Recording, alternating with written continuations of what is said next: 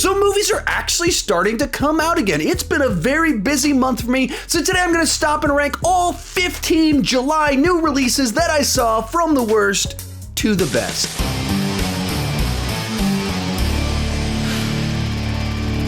Hi, my name is Sean, and I started this channel because I was driving everyone around me crazy talking about movies way too much. If you can relate, you're probably in the right place. Consider clicking that subscribe button. With that in mind, go ahead and join me down below in the comment section. Share your ranking of all the July movies that you saw. My list isn't the right list. It's just my list, and I would love to see yours.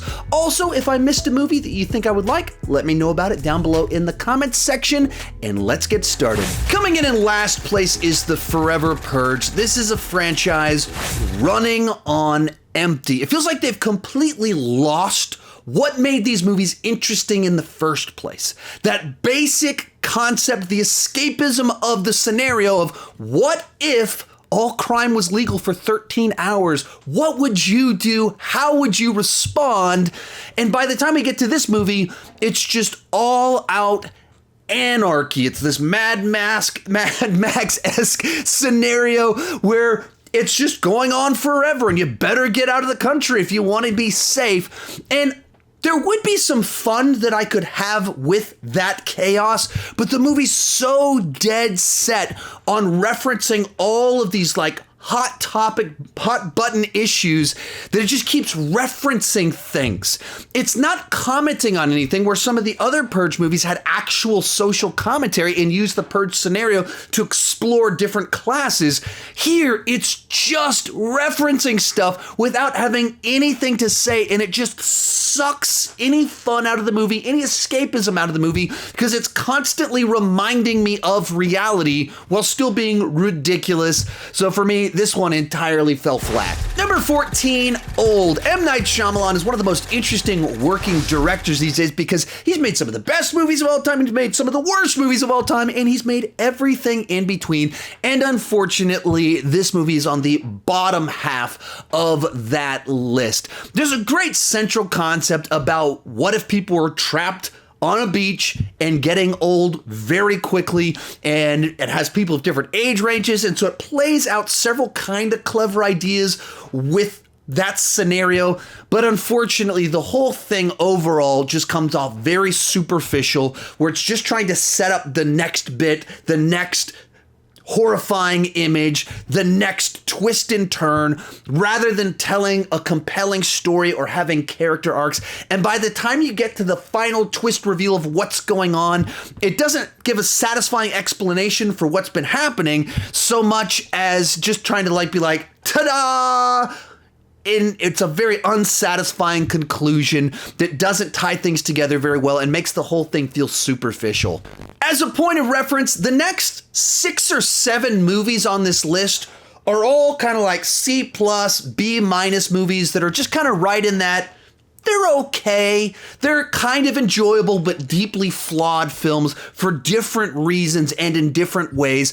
But there's not a whole lot of difference in my level of enjoyment between literally this one and number 8 on the list. Next up, Fear Street 1666, a very odd conclusion to the Fear Street trilogy and a frustrating one because on the one hand, I think it actually does have some pretty satisfying answers to some of the mysteries of the trilogy. Final twists, turns, reveals, they actually worked for me. The big problem here is that this movie is so tonally inconsistent with the previous 2 entries, as well as being tonally inconsistent with itself, that I just don't think it works as a movie in and of itself. The first hour of the film is set in 1666, doesn't feel anything like what we've had previously. It doesn't have the humor, the pop culture references, the pop music soundtrack, any of those elements, but it has the same actors playing different characters with accents, which I found more distracting than clever. But then the third act of this movie is actually Fear Street 1994 Part 2, And when you kind of put it all together, it just very much solidified in my mind that Fear Street probably would have worked better as a 6-episode miniseries rather than as a trilogy of movies. And I think releasing them as movies, I kind of created a very weird scenario of how you watch it, how you review each entry in the series. So for me, there's things about this that I really liked, but as a whole, I don't think it came together very well, especially if you're going to call it a film, because it's kind of not. Coming in at number 12, Snake Eyes, G.I. Joe Origins. Now, I think this movie works better as just a standalone movie about this loner who gets wrapped up with the Yakuza and battling ninja clans, as opposed to being a G.I. Joe movie. As a generic ninja film, there's some intriguing characters, complex character arcs. By the time you get to the end of it, you can debate who you thought was in the right and who you were rooting for.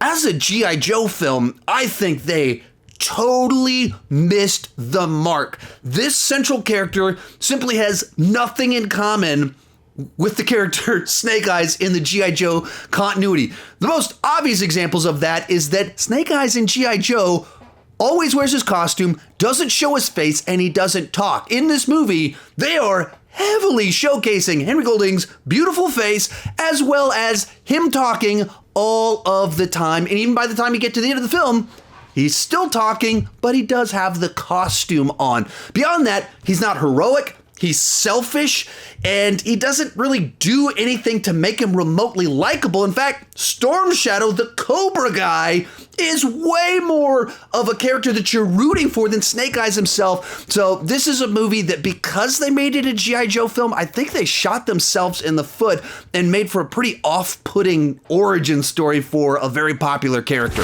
Then we have Fear Street 1994. Now, this is a movie with a bizarre tone because R.L. Stine is famous for writing horror or scary stories for 13-year-olds. And this is a rated R movie. And so it feels like a TV show designed for tweens, except with a bunch of R-rated content inside of it. So it's a very odd, unique vibe for a story. Beyond that, it's a movie that I actually enjoyed more after I watched the sequels. The next two movies made this movie more enjoyable for me because its mythology is kind of muddled and unclear. The mysteries were more frustrating than intriguing to me. So as I understood what was going on more because of the sequels, I kind of like this one a little bit more. There are some nice kills. There are some interesting ideas here and there, some homages to movies that I loved from the 1990s, especially Scream with kind of the intro opening sequence to it. But much like Fear Street 1666, a movie that I don't think works all that well on its own. Once again, I think that this thing would have worked better as a miniseries rather than as 3 movies. Bringing us into the top 10 is Space Jam Legacy, a fun but uneven film. At its core, this movie exists for the novelty of seeing LeBron James interact with the Looney Tunes and the rest of the catalog of Warner Brothers properties. And the movie delivers on that experience. Does it in a very odd way, though. It takes like 30 minutes before Bugs Bunny and the other Looney Tunes make an appearance in the movie, and we spend a whole bunch of time with LeBron James and his son talking about their family drama. Bit of an odd choice. Likewise, you have the Looney Tunes going inside of R-rated movies that came out in the 90s, that they literally came out 10, 12 years before the target audience was born, and they're rated R films. So just a bunch of stuff like that I don't really understand exactly why they made some of the choices that they made. But at the end of the day, did I have fun? Yeah. Was it as good as it should have been? No, it was not. Was it clever, well-written? Not really. The movie's a little bit like eating a spoonful of sugar. Sure, it's sweet and delicious, but it's just a spoonful of sugar, and this is just a movie jam-packed with novelty. It's a gimmick. Number 9, Jolt, a schlocky, high-concept action film about a woman with serious rage issues. Luckily, this is my kind of schlock. Kate Beckinsale is great playing action roles, and she's a lot of fun in this movie. It's highly energetic, doesn't overstay its welcome, and so as someone that likes these sorts of things, I had a good bit of fun with this film. this is not a good movie. There's a whole lot of problems with it. They had this central concept about this woman that can't control her rage, and it's like they didn't know exactly what they wanted to do with that, so they just threw all the ideas into it. The first 30 minutes is almost like a rom-com about an angry woman. The middle section is a revenge film, and then it's like setting up all this world building about spy stuff at the end of the film. And I think I would have liked it if it had picked just one of those and gone with it rather than like trying to do all of it at once. I enjoyed the ride more than the finale. The finale in particular kind of decided to do all these twists and turns. I think it would have played better if it had just gone straight forward with all of it. Once again, not really a great movie, but my kind of ridiculous, schlocky fun. I like these types of movies, and so I had fun with it. But if this really isn't your kind of thing, you probably won't like it. Number 8, Fear Street 1978. Easily my favorite of the Fear Street trilogy. The one that I think stands alone the best as a fun slasher film at this camp. But it also does a great job of expanding the trilogy. If all of the movies had worked this nicely as a standalone story, I would have liked the trilogy a good bit better. For me, I kind of grew up watching the Friday the 13th films, so this is a nice homage to classic slashers. You like the characters just enough that you're invested in them, that you care when they get killed. The killer has a nice vibe to him while being familiar, but just different enough that it's interesting. And then, as I mentioned, it fleshes out the mythology in ways that I think worked really nicely. It's not really doing anything new with the genre. It's not a classic or anything like that, but a fun throwback slasher that I got a kick out of. Next up, Gunpowder Milkshake, an energetic, female-centric action film. It's never quite as good as I think it thinks it is. At its core, you got a great cast of actresses that it's just fun to see them running around with machine guns and other weapons, taking dudes out. All of it is directed with a bunch of style. There's a bunch of intention put into the color scheme, the framing of the shots, and so it all looks very cool. But at its core, it's also a little bit overcooked with the world building, and they're trying a little bit too hard to have this cool world of assassins and stuff like that, where it's like, I think this is a little bit too much.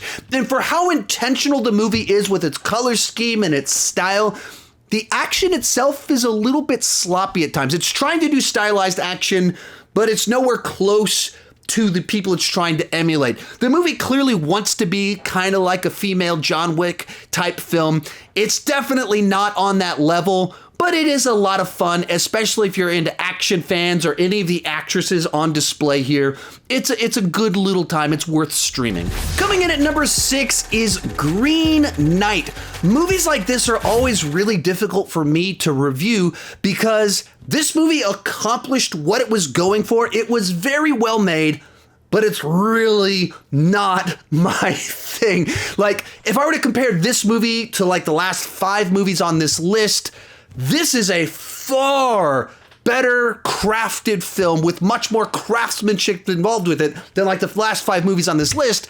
But I'd probably prefer to rewatch the last 5 movies on this list over Green Knight. And so it's kind of trying to rank it when there's how I'm wired and then my objective ability to acknowledge, wow, that was really well made.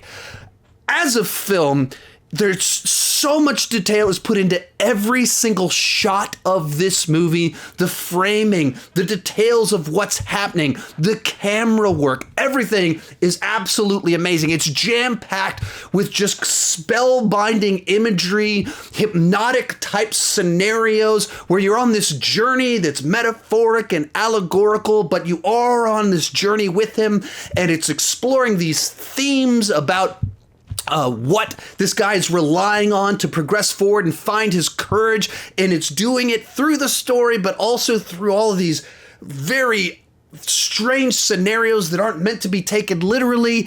And that's really, at the end of the day, the problem here. I connect with concrete stories, and metaphoric, poetic storytelling is just not the way I'm wired. If you like movies that are very much up to interpretation with the poetic imagery, telling the story and exploring the characters, this will probably be a masterpiece for you. For me, I can see it and go like, wow, this is very well done. I just don't operate on this wavelength. And so it's always difficult for me to rate a movie when I know the problem isn't with the movie. It did exactly what it's trying to do properly, but it's not my kind of movie. Bringing us into the top 5 is Jungle Cruise, and about as opposite of a movie from Green Knight as you can get. Green Knight is this poetic, artistic exploration that's metaphoric, and Jungle Cruise is a Disney movie about an amusement park ride starring movie stars that feels like a big studio production. It is formulaic, but it is a lot of fun. It blatantly borrows from Indiana Jones, Romancing the Stone, The Mummy, and Pirates of the Caribbean. It borrows from the best, and it does a great job of following the formula. It's kind of like a solid cover song of a great song. It might not be fresh and new, but it doesn't mean it's not a great performance. The 2 leads are great. Jess Plemons is a standout as this villain. All of it was a lot of fun for me. I like the first half a little bit more than the second half. The twists and turns didn't ruin the movie at all for me. I still had fun with it, but I just like the more straightforward vibe of the first half more so. So if you want a new adventure, a new type of story, go see Green Knight. If you just want a classic old fun adventure that feels familiar but is well done, check out Jungle Cruise. Number 4, Black Widow, the missing Phase 3 MCU film. It's coming out about 5 years too late after Black Widow has already died. But that doesn't mean it's not a lot of fun. The MCU just does a great job of bringing in all these kind of different genres. And this one is kind of a spy movie in the vein of like the show The Americans, where you have these Russian spies that are in the United States. And it kind of explores that family dynamic. And in doing so, makes for a nice send-off for Natasha. It's not a full-blown origin story for her, but explores her origins in an interesting way. 2 standouts for me easily were Red Guardian and Yelena. I just thought both of them were so much fun and a nice addition into the mix.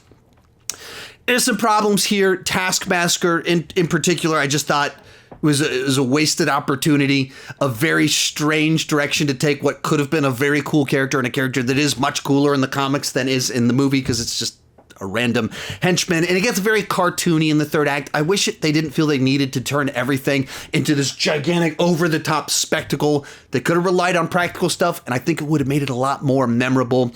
But bad timing aside, and a couple quirks here and there, I enjoyed the movie a good bit.